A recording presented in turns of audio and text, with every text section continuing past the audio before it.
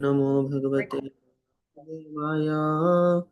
ॐ नमो भगवते वासुदेवाय। किं नो राज्येन गोविन्द, किं भोगैर्जीवितेन वा। येषामर्थकाङ्क्षितं नो राज्यं भोगसुखानि च। य इमेव स्थिता युद्धे प्राणां त्यक्त्वा धनानि च। आचार्याः पितरः पुत्रास्तथैव च पितामहः। मातुलाः श्वशुराः पौत्राः शल्यासम्बन्धिनस्तथा। एतद् न हन्तुमिच्छामि गृह्णातपि मधुसूदन। अपि त्रैलोक्यराज्यस्य हेतः किं न मही कृते। निहत्य धार्तराष्ट्रस्य का প্রীতিः সজ্জনার্দন। অনুবাদ: হে গোবিন্দ, আমাদের রাজ্যে কি প্রয়োজন, আর সুখভোগ বা জীবন ধারণেরই কি প্রয়োজন, যখন দেখছি যাদের জন্য রাজ্য ও ভোগ সুখের কামনা, তারা সকলেই রণক্ষেত্রে আজ উপস্থিত। অর্থাৎ যাদের সাথে, যে আত্মীয় স্বজনদের সাথে আমরা রাজ্য ভোগ করতে পারি, যে আত্মীয় স্বজনকে নিয়েই তো আমাদের জীবন, যাদেরকে নিয়ে আমার সুখে শান্তিতে আনন্দে জীবন কাটাতে চাই, তারাই তো আজকে আমার বিরুদ্ধে যুদ্ধ করতে এসেছে। তাহলে আমি আর রাজ্য দিয়ে কি করব?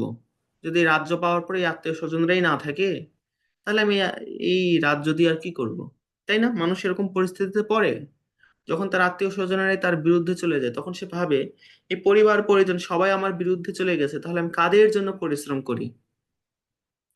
হে মধুসূদন, যখন আচার্য পিতৃব্য, আচার্য মানে গুরু, পিতৃব্য মানে কাকা জ্যাঠা, পুত্র পিতামহ, মাতুল মানে মামা, শ্বশুর পৌত্র শ্যালক ও আত্মীয় স্বজন সকলেই প্রাণ ও ধনাদির আশা পরিত্যাগ করে আমার সামনে যুদ্ধ উপস্থিত হয়েছে, তখন তারা আমাকে বধ করলেও আমি তাদের হত্যা করতে চাইবো কেন? তিনি ভাবছেন যে এই যে যারা আমার সাথে যুদ্ধ করতে এসেছে, তাদের নিজেদের কোনো প্রাণের মায়া নেই, তাদের ধন সম্পদের মায়া নেই, তাই তারা আমার সাথে যুদ্ধ করতে এসেছে। অর্জুন এতটুকু কনফিডেন্স ছিল যে তিনি যুদ্ধ করে সকলকে হত্যা করতে পারবেন, কিন্তু তিনি বলছেন যে তারা যদিও আমার সাথে যুদ্ধ করতে এসেছে, কিন্তু আমি কেন তাদের হত্যা করব? আমি তো ভালো মানুষ, আমি তো তাদের মতো অসৎ নই। হে সমস্ত জীবের প্রতিপালক জনার্দন, পৃথিবীর তো কোনো কথাই নেই, এমনকি সমগ্র ত্রিভুবনের বিনিময়েও আমি যুদ্ধ করতে প্রস্তুত নই। যদি আমাকে সারা পৃথিবীর রাজত্ব দেওয়া হোক, এমনকি সমগ্র ত্রিভুবনের স্বর্গ মর্ত পাতালের রাজত্বও দেওয়া হোক, তাও আমি আত্মীয়দের বধ করতে চাই না। এই ধৃতরাষ্ট্রের পুত্রদের হত্যা করে আমরা কি কোনো সন্তোষ লাভ করব? অর্জুন শ্রীকৃষ্ণকে গোবিন্দ নামে সম্বোধন করেছেন, যেহেতু শ্রীকৃষ্ণ গো অর্থাৎ গরু ও ইন্দ্রিয়গুলোকে আনন্দ দান করেন। এখানে একটি বিষয় লক্ষণীয় যে শ্রীমদ্ ভগবদ গীতায় ভগবানকে বহু নামে ডাকা হয়েছে। তা আপনাদের হয়তো স্মরণ আছে, আমরা একবার আলোচনা করছিলাম শ্রীকৃষ্ণের কয়টি নাম রয়েছে। আপনারা লিখতে পারেন যে শ্রীকৃষ্ণের কয়টি নাম রয়েছে বলে আপনাদের মনে আছে, আপনারা একটু লিখুন। তো এখানে কৃষ্ণের গোবিন্দ নাম দ্বারা সম্বোধন করা হয়েছে। সেই গোবিন্দ নামের অর্থ হচ্ছে যিনি গাভী এবং ইন্দ্রিয় সমূহকে আনন্দ প্রদান করেন। তিনি গাভী সমূহকে আনন্দ প্রদান করেন, তাই গোপাল গোবিন্দ। একই সাথে তিনি আমাদের ইন্দ্রিয় অর্থাৎ আমাদের মন, চোখ নাক কান ত্বক জিহ্বা সবকিছুকে তিনি আনন্দ প্রদান করেন। এই নামটি উল্লেখ করার একটি উদ্দেশ্য রয়েছে। কৃষ্ণকে যেহেতু বলছে, হে কৃষ্ণ তুমি ইন্দ্রিয় সমূহের আনন্দ প্রদানকারী গোবিন্দ, আমি তোমাকে আমার দুঃখের কথা বলছি, আমি তো কোনো রকম আনন্দ পাচ্ছি না, তুমি আমাকে প্রদর্শন করো কিভাবে আমি আনন্দ পেতে পারি। আমি তো চাই আত্মীয় স্বজনদের সাথে মিলেমিশে আনন্দ পেতে চাই, তাহলে আমাকে কেন তুমি আনন্দ থেকে দূরে নিয়ে যাচ্ছ? আমি তো আনন্দ চাই। এটা হচ্ছে অর্জুনের গোবিন্দ নাম বলার কারণ। এভাবে তিনি তার আনন্দ লাভ করার বাসনাকে প্রকাশ করেছেন। তো এখানে কথাটি হচ্ছে কি এই, যে আমরা গোবিন্দের ইন্দ্রিয়গুলোকে তৃপ্ত করব। এমন নয় যে গোবিন্দ আমাদেরকে ইন্দ্রিয়গুলোকে তৃপ্ত করবেন, অর্থাৎ ভগবান যে আমাদেরকে সবকিছু আমাদের চাহিদা মতো দিবেন সেরকম কিন্তু বলা হয়নি কোথাও। কোনো শাস্ত্রে কোথাও কিন্তু সেভাবে বলা হয়নি যে ভগবান আমাদেরকে আমাদের চাহিদা অনুযায়ী যা কিছু সবকিছু সরবরাহ করবেন। ভগবান তার জন্য কোনোই বাধ্য নন। আমরা যা কিছু প্রাপ্ত হব আমাদের কর্মফল অনুসারেই প্রাপ্ত হব। হুম। হ্যাঁ, তিনি অনন্ত, তার নামের শেষ নেই। তবে সেদিন আমরা 5,000 পর্যন্ত আলোচনায় শুনেছি। হ্যাঁ, আমরা 5,000টি নামের উল্লেখ আমরা বিভিন্ন জায়গা থেকে পেয়েছি, যে বিভিন্ন স্থানে ভগবানের হাজার হাজার নাম রয়েছে, সেগুলো প্রায় 5,000 উল্লেখ করা যায়। তবে আসলে এটাই সত্য যে ভগবান অনন্ত। ভগবানের যেমন আদি এবং অন্ত নেই, ভগবানের যেমন শুরু এবং শেষ নেই, ভগবানের নামেরও শুরু এবং শেষ নেই, কারণ ভগবানের নাম ভগবানের মতোই শক্তিশালী। তো এখানে ভগবান গোবিন্দ বলে অর্জুন চাচ্ছেন যে ভগবান যেন তাকে সন্তুষ্ট করেন। কিন্তু ভগবান কিন্তু আমাদেরকে সন্তুষ্ট করতে বাধ্য নন। আমরা যতই পূজা অর্চনা সেবা পূজা করি না কেন, সেটা ভগবানকে সন্তুষ্ট করার জন্য করতে বলা হয়েছে। এমন নয় যে আমরা ভগবানের পূজা করি বলে ভগবান আমাদের সন্তুষ্ট করতে বাধ্য, তা মোটেও নয়। কিন্তু বলা হয়েছে যখন আমরা ভগবানের সন্তুষ্টি করার চেষ্টা করি, তখন আমরা নিজেরা এমনিতেই সন্তুষ্টি লাভ করতে পারি। কারণ ভগবানকে বলা হচ্ছে গোবিন্দ, ভগবান হচ্ছেন সকল কিছুর উৎস, ভগবান হচ্ছেন মূল কারণ। একটি বৃক্ষের অনেক অংশ থাকে, শাখা প্রশাখা, কাণ্ড, ফল, ফুল, কিন্তু সবচেয়ে গুরুত্বপূর্ণ বিষয়টি হচ্ছে সেই বৃক্ষের মূল, অর্থাৎ তার শিকড়। সেই শিকড়ে যখন আমরা জল প্রদান করি, সেই শিকড়ে যখন আমরা সার প্রদান করি, তখনই সেই বৃক্ষটি সম্পূর্ণরূপে পরিপুষ্ট হয়। এর আগে সেই বৃক্ষটি পরিপুষ্ট হয় না। অর্থাৎ যখন মূলে প্রদান করা হয় তখনই বৃক্ষটি খাদ্যপ্রাপ্ত হয়। কিন্তু কেউ যদি মূলে জল প্রদান না করে, শুধুমাত্র গাছের ডালপালায় জল প্রদান করতে থাকে, কিন্তু গাছের গোড়ায় কোনো জল দিচ্ছে না, এমতো অবস্থায় সেই গাছটি অবশ্যই মারা যাবে। সেই গাছটি মোটেও পরিপুষ্ট হতে পারবে না। তেমনি কৃষ্ণ হচ্ছেন বৃক্ষস্বরূপ, বৃক্ষের গোড়া বা শিকড়ের ন্যায় মূল। যখন কেউ কৃষ্ণের সন্তুষ্টি করার জন্য কর্ম করে, কৃষ্ণার্থে অখিল চেষ্টা, কৃষ্ণের উদ্দেশ্যে যখন সমস্ত কর্ম করেন, তখন সে কৃষ্ণ যখন সন্তুষ্ট হন, তখন সমস্ত বস্তুই সন্তুষ্ট হয়ে যায়। এই জন্য শাস্ত্রে বলা হয়েছে যস্মিন তুষ্টে জগৎ তুষ্ট, যিনি সন্তুষ্ট হলে সমগ্র জগৎ সন্তুষ্ট হয়ে যায়।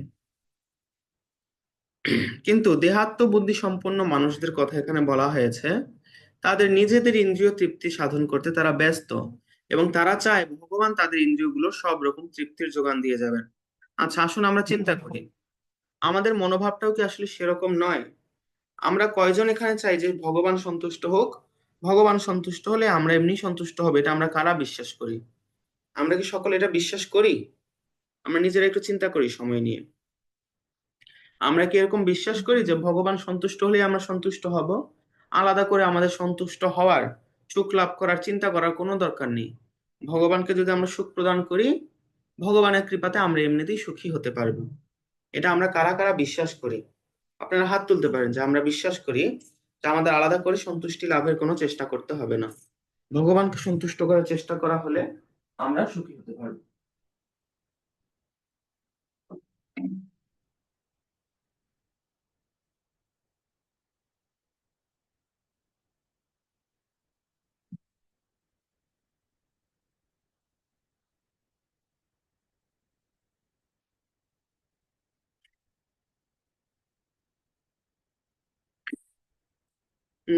আমাদের একজন লিখেছেন, হ্যাঁ আমরা 3জন হাত তুলেছেন। কে কে হাত তুলেছেন আমি একটু দেখি। হাত তুলেছেন শান্ত বর্মন, সদীপ কর্মকার এবং QUAD, এবং আরেকজন হচ্ছেন অপর্ণা দাস। তারা হাত তুলেছেন, তারা বিশ্বাস করেন যে ভগবান সন্তুষ্ট হলে আমরা অটোমেটিক্যালি সন্তুষ্টি লাভ করব। হ্যাঁ, এটাই হচ্ছে শাস্ত্রের সিদ্ধান্ত। শাস্ত্রে এইভাবেই বলা হয়েছে। বৈদিক শাস্ত্রে বলা হয়েছে যস্মিন তুষ্টে জগৎ তুষ্ট। যখন কেউ একটি গাছের গোড়ায় জল প্রদান করে, তখন গাছের ডালপালাতে আর আলাদা করে জল প্রদান করতে হয় না। সেই গাছের পাতাতেও জল প্রদান করতে হয় না, গাছের গোড়া। তো এই শ্রীমদ্ ভগবদ গীতার 15 অধ্যায়ে বলা হয়েছে কৃষ্ণ হচ্ছেন এই জগতের, এই সমস্ত সৃষ্টির মূল বা শিকড় বা গোড়া। তিনি বলেছেন এই সব কিছুকে একটি বৃক্ষের সাথে তুলনা করা যায়, সেই বৃক্ষের গোড়া হচ্ছেন কৃষ্ণ। এটা শ্রীমদ্ ভগবদ গীতায় কৃষ্ণ বলেছেন, এবং বলেছেন অহং সর্বস্ব প্রভব মত্ত সর্বং প্রবর্তিত, আমি সকলের প্রভু, আমার থেকে সবকিছু উৎপন্ন হয়েছে। কৃষ্ণ বলেছেন ভোক্তারং যজ্ঞ তপসাং, আমি সমস্ত কার্যক্রমের, সমস্ত পূজা অর্চনার, সমস্ত যজ্ঞের, সমস্ত তপস্যার, সমস্ত কর্মের একমাত্র উপভোক্তা, অর্থাৎ আমার সন্তুষ্টির জন্য সবকিছু করা উচিত। এবং বলছেন কৃষ্ণ, যখন কেউ এই বিষয়টি উপলব্ধি করতে পারে, শান্তিম অচিরেণাধি গচ্ছতি, তিনি খুব অচিরেই শান্তি লাভ করেন, কোনো দেরি করতে হয় না, তিনি অল্প সময়ের মধ্যে তিনি শান্তি প্রাপ্ত হন, তার আর কোনো দুঃখ কষ্ট থাকে না। আমরা এই জগতে সমস্ত দুঃখ কষ্ট থেকে মুক্ত হতে চাই, আমরা সুখী হতে চাই। তো ভগবান বলেছেন, তোমরা যদি আমার সন্তুষ্টির জন্য কর্ম করো, তোমরা কর্ম অবশ্যই করো, তা আমার সন্তুষ্টির জন্য করো, তাহলে তোমরা এমনিতেই সুখী হতে পারবে। কারণ জসমিন তুষ্টে জগৎ তুষ্ট, গাছের গোড়ায় জল দিলে গাছের ডালপালা এমনিতেই পরিপুষ্ট হয়। তেমনি আমাদেরকে সন্তুষ্ট, আমাদের যদি কৃষ্ণকে সন্তুষ্ট করার বাসনা থাকে, সেইভাবে কর্ম করে আমরা নিজেরাও সুখী হতে পারবো, কেননা আমরা কৃষ্ণেরই অবিচ্ছেদ্য অংশ। তো এখানে বলা হচ্ছে দেহাত্ম বুদ্ধি সম্পন্ন মানুষেরা, অর্থাৎ যে সমস্ত মানুষেরা মনে করে আমি আমার দেহের মালিক। বাস্তবে আমরা আমাদের দেহেরও মালিক নই, আমাদের দেহের মালিকও হচ্ছেন গোবিন্দ বা কৃষ্ণ। কিন্তু যারা মনে করে আমরা আমাদের দেহের মালিক, তারা শুধু তার নিজের দেহকে সাজানোর জন্য ব্যস্ত থাকে। তারা বুঝতে পারে না কৃষ্ণই হচ্ছেন এই দেহের মালিক, এবং তারা চায় ভগবান যেন তাদের চাকরের ন্যায়। সত্যি কথা বলতে এটাই সত্য, শুনতে কটু মনে হলেও, যে তারা মনে করে, এই জগতের মানুষ মনে করে আমরা হচ্ছে যা ইচ্ছা সুখ ভোগ করব, আর ভগবান আমাদের সেবকের নেই, আমাদের যা দরকার তা আমাদেরকে প্রদান করবেন। আমরা বিভিন্ন দেবদেবীর পূজা দিয়ে ভাবি, এই যে দেবতার পূজা দিলাম, এত টাকা খরচ করে ফল নিয়ে গেলাম, এত টাকা খরচ করে ফুল বেলপাতা নিয়ে গেলাম, এত টাকা খরচ করে রিক্সা দিয়ে পূজার মণ্ডপে গেলাম, হুম, এতক্ষণ সময় নষ্ট করে অঞ্জলি দিলাম। অধিকাংশ মানুষের মতবাদ এই, যে এগুলো করেছি, এখন এই সমস্ত দেবতাদের উচিত তারা যেন আমাদেরকে এই যা যা দরকার তা যেন তারা আমাদেরকে প্রদান করেন। এমনকি আমরা এমন মানুষ দেখেছি, তারা সরস্বতী পূজায় বিদ্যা চাইতে হয়, তারা সরস্বতী দেবীর কাছে সবকিছু চায়, বিদ্যা, ধন, সম্পদ, সুন্দরী স্ত্রী, মানে যা দরকার সবকিছু তারা চাইছে। তো কেউ প্রশ্ন করতে পারে যে আপনি তো মা সরস্বতীর কাছে বিদ্যা চাওয়া উচিত, শুভ বুদ্ধি চাওয়া উচিত। না, বলে যে না, মা সরস্বতী সব আমার জন্য, তিনি আমাকে এখন সবকিছু দেখ। আবার লক্ষ্মী দেবীর কাছে যাবে, তার কাছে সবকিছু চাবে, বিদ্যা চাবে, জ্ঞান চাবে, ধন চাবে, সম্পদ চাবে, সব চাবে। তাদের কাছে সবাই দরকার, সবার কাছ থেকে তারা চাইতে থাকে। এবং তারা চায় সমস্ত দেব দেবী বা পরমেশ্বর ভগবান সকলেই যেন তাদের চাহিদা মতো সবকিছু প্রদান করতে থাকে। অর্থাৎ যতই কটু শোনাক, এটাই সত্য যে তারা চায় ভগবান এবং দেব দেবী যেন তাদের চাকরে পরিণত হয়। এরকম মনোভাব থাকার কারণে দেবতাদের কাছ থেকে আমরা কোনো আশীর্বাদ লাভ করতে পারি না। আমরা আমাদের বড় যারা গুরুজন, তাদেরকেও হয়তো অন্তর থেকে শ্রদ্ধা না করলেও যদি আমরা তাদের সামনে গিয়ে একটু নমস্কার দিই, তাদের পায়ে ধরে প্রণাম করি, তারা হয়তো খুশি হন আমাদের বাহ্যিক আচরণ দেখে এবং আশীর্বাদও করেন মন থেকে। কিন্তু দেবতারা আমাদের মনের অবস্থা জানেন, ভগবান আমাদের মনের অবস্থা জানেন। যখন আমরা ভগবানের নিকট আশীর্বাদ চাই, ভগবানকে প্রণাম করি, তখন আমরা কিন্তু মন থেকে যদি না করি, আমাদের মনের ভাব যদি শুদ্ধ না হয়, তখন ভগবান আমাদেরকে সেভাবে আশীর্বাদ প্রদান করেন না। ভগবান দেখেন ওই ব্যক্তির মনের মধ্যে কি আছে। এজন্য ভগবানকে বলা হয়, কৃষ্ণকে বলা হয় ভাবগ্রাহী জনার্দন। তিনি জীবের ভাব গ্রহণ করেন, তার মনের ভাবটা কি তিনি দেখেন। এবং যখন দেখেন যে এই ব্যক্তি তো শুধু আমার কাছ থেকে চেয়ে যাচ্ছে, সে আমাকে ভালোবাসতে আসে নাই, সে আমার কাছ থেকে তার চাহিদার লিস্ট পূরণ করতে এসেছে, তখন ভগবান তাকে, সেই ব্যক্তিকে অতটা গুরুত্ব দেন না। তো আমরা যে ভগবানের কাছে যা কিছু চাইবো, ভগবান আমাদেরকে সবকিছু দিয়ে যাবেন, এটা আমাদের মনে করা উচিত নয়। বরং আমাদের জানা উচিত, ভগবানের কাছে যদি আমরা এরকম চাহিদা পোষণ করতে থাকি, তখন ভগবান আমাদেরকে বিপরীত পন্থা গ্রহণ করেন।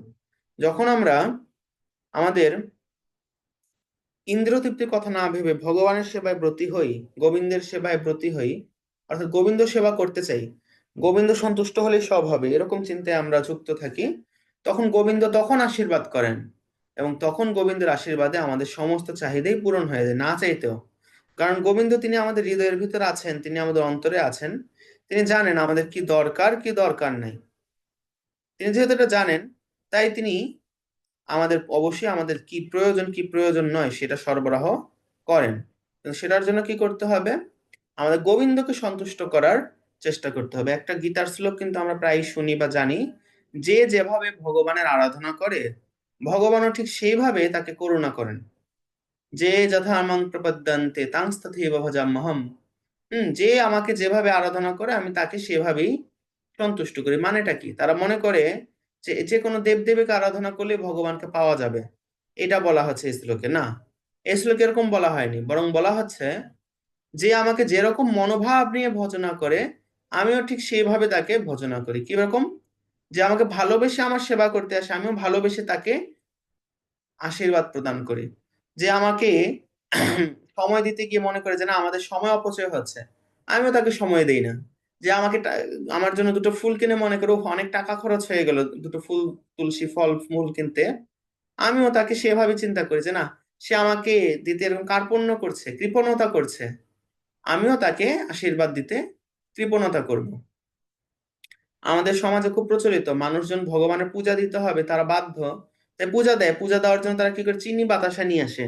সেই 2 টাকার চিনি দিতেও তাদের মনের মধ্যে কাঁপে যে এতগুলো চিনি ভগবানকে দিব, সেই চিনিগুলো আবার পরে কি করব, তারা চিন্তা করে। তো এইভাবে তারা যখন গোবিন্দ সেবা করতে গিয়ে কৃপণতা করে, গোবিন্দ তাদের আশীর্বাদ করতে কৃপণতা করেন। কিন্তু যখন কেউ উদার ভাবে ভগবানের সেবা করে, বলা হচ্ছে উদারধি, হুম, অকাম সর্বকাম বা মোক্ষ কাম উদারধি, জানা যিনি উদারধি অর্থাৎ খুব উদার বুদ্ধি সম্পন্ন, তিনি বাসুদেব ভগবান কৃষ্ণের শরণাপন্ন হন। বাসুদেব সর্বমিতি স মহাত্মা সুদুর্লভ। তাই আমাদের ভগবানের সন্তুষ্টি করার চিন্তা করে যদি আমরা কর্ম করে যাই, আমাদের কর্ম তো করতেই হবে এই জগতে থাকার জন্য, সেই কর্ম যদি কৃষ্ণের সন্তুষ্টির কথা চিন্তা করে করে যাই, তাহলে এমনিতেই কৃষ্ণ সন্তুষ্টি হবেন এবং আমাদের প্রতি তার আশীর্বাদ প্রদান করবেন।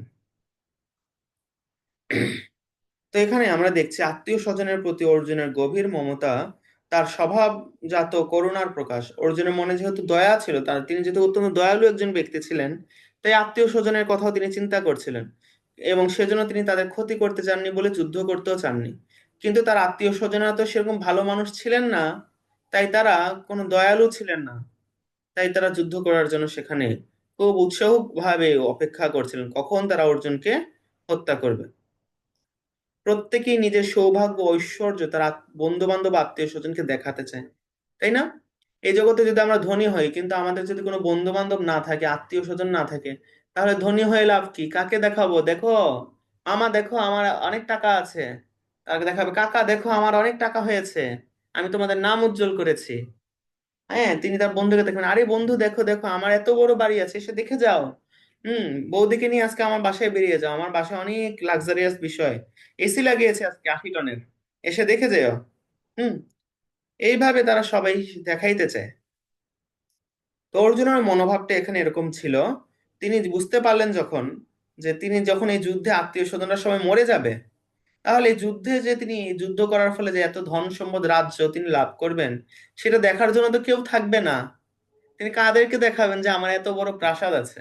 এই কথাটা অর্জুন অলরেডি শ্লোকে বলেছেন। তাই তিনি সেটা ভেবেও তিনি খুব ভয় প্রাপ্ত হন যে আমি এদেরকে মেরে ফেলবো, তাহলে আমার তো কেউ থাকবে না। তিনি নিরাশায় পড়ে গেলেন যে আমি কাদেরকে আমার ধন সম্পদ দেখাবো, সুখ শান্তি আমি কাদেরকে দেখাবো। তো এটাই হচ্ছে সাংসারিক মানুষের কাজ।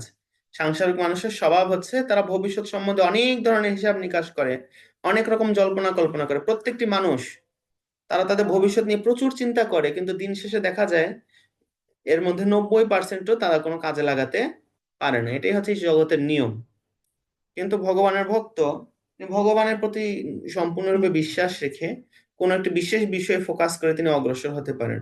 কারণ যেহেতু তিনি ভগবানের ভক্ত, তিনি জানেন কৃষ্ণ হচ্ছেন সবকিছুর মালিক এবং প্রভু, তাই তিনি তার মন শান্ত রেখে কৃষ্ণের সেবায় যুক্ত হতে পারেন। এবং মন যেহেতু তার শান্ত থাকে, তাই তার ফলে ভবিষ্যৎ বিষয়ে ফোকাস করে কেবলমাত্র একটি বিষয়ে ফোকাস রাখা সম্ভব হয়। তখন তার নানা রকম হিসাব নিকাশ জল্পনা কল্পনা করতে হয় না।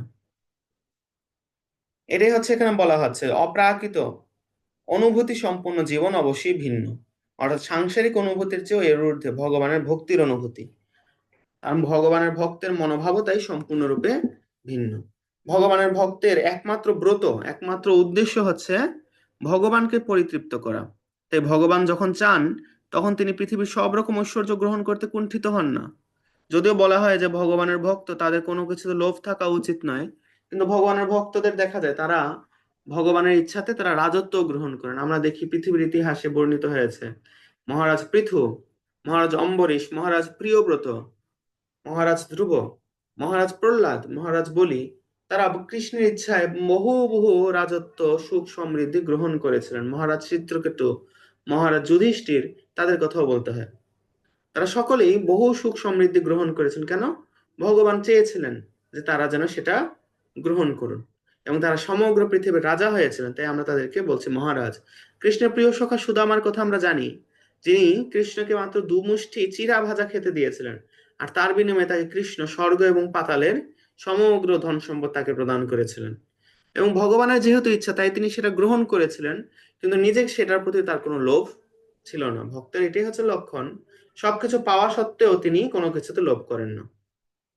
একইভাবে ভগবান যখন চান না, তখন তিনি একটি কপর্দকও গ্রহণ করেন না। যেহেতু ভগবানের ইচ্ছা ছিল না যে পাণ্ডবেরা প্রথমে রাজত্ব প্রাপ্ত হোক, বরং তিনি চেয়েছিলেন পাণ্ডবেরা বনবাসে যাক, পাণ্ডবেরা সেটাই হাসি মুখে মেনে নিয়েছিলেন ভগবানের ইচ্ছা মনে করে।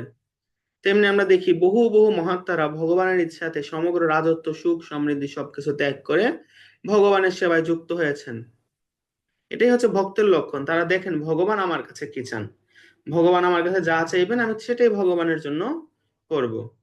তো এখানে অর্জুন তার আত্মীয় স্বজনদেরকে হত্যা করতে চাননি, এবং বলেছেন যে যদি হত্যা করতে হয় কৃষ্ণই যেন তাদেরকে হত্যা করে। এজন্য কৃষ্ণ এখানে বলছে জনার্দন, যিনি সমগ্র জীবের পালন কর্তা, আবার জীবের তিনি ধ্বংসকর্তাও, এজন্য তাকে বলা হয় জনার্দন। তো অর্জুন চেয়েছিলেন যে কৃষ্ণ তুমি তাদেরকে দরকার হলে হত্যা করো, এজন্য তিনি কৃষ্ণকে মধুসূদন নামেও ডেকেছেন।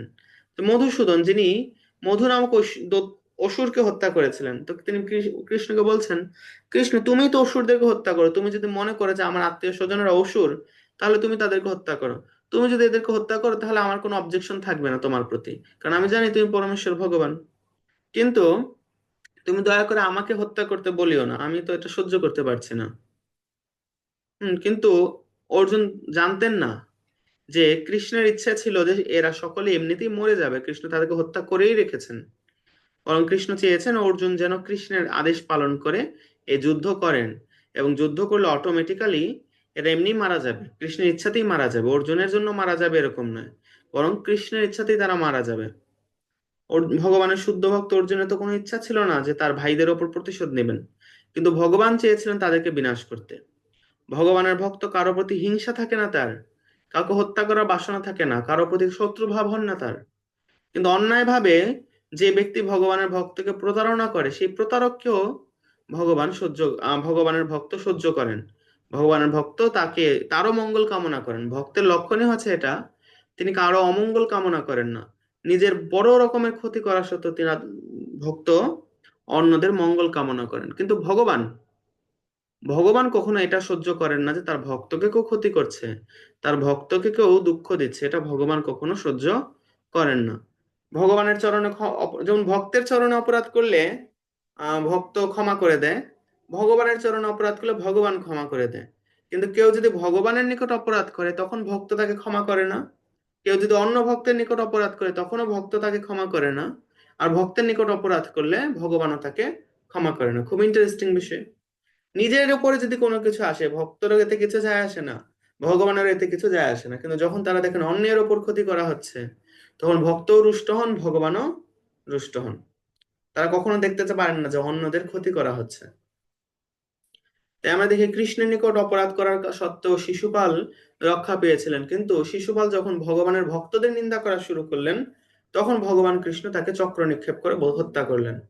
এর আগে ভগবান তাকে হত্যা করার জন্য তেমন একটা চিন্তান্বিত ছিলেন না। তেমনি এখানে ভগবান চেয়েছিলেন এই কৌরবদেরকে হত্যা করতে, কারণ এই কৌরবদের হত্যা করলে এই ভক্তদের উপর যে কৌরবের অত্যাচার করেছে সেটা প্রতিশোধ নেওয়া হবে। ভক্তরা যদিও প্রতিশোধ নিতে চায়নি, পাণ্ডবেরা যদিও প্রতিশোধ নিতে চায়নি, কিন্তু ভগবান তাদেরকে হত্যা করতে নির্দেশ দিয়েছিলেন।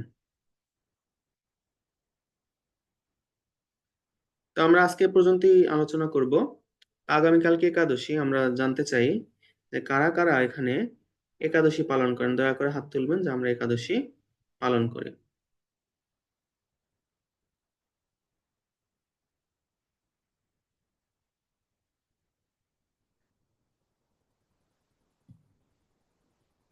আমাদের এখানে দুইজন হাত তুলেছেন যারা একাদশী পালন করেন। সদীপ কর্মকার হাত তুলেছেন এবং অপর্ণা দাস হাত তুলেছেন। আর আমাদের সাথে যারা আছেন তারা কি একাদশী পালন করেন না? আচ্ছা, আমি প্রশ্নটা আবার বলছি, আর যদি আপনারা শুনে না থাকেন, যে এখানে কারা কারা একাদশী ব্রত পালন করেন তারা হাত তুলুন। দুইজন কিন্তু হাত তুলেছেন, অপর্ণা দাস হাত তুলেছেন, সদীপ কর্মকার হাত তুলেছেন। আর কেউ? মহাবীর হাত তুলেছেন, একাদশী ব্রত পালন করেন। এছাড়া আমাদের সাথে আছে হৃদয়, কৌশিক, কীর্তি, প্রীতম, QUAD, SB সাহা এবং শান্ত বর্মন। তাহলে আপনারা একাদশী পালন করেন না। একাদশী পালন না করার কারণটি কি আপনারা শেয়ার করতে পারেন, যে কেন আপনি একাদশী পালন করেন না? তবে সেই বিষয়ে আমরা আপনাকে একটু সহায়তা করতে পারি। আমরা একাদশী কেন পালন করতে সেই বিষয়ে আমরা একটু সংক্ষিপ্তভাবে আলোচনা করব।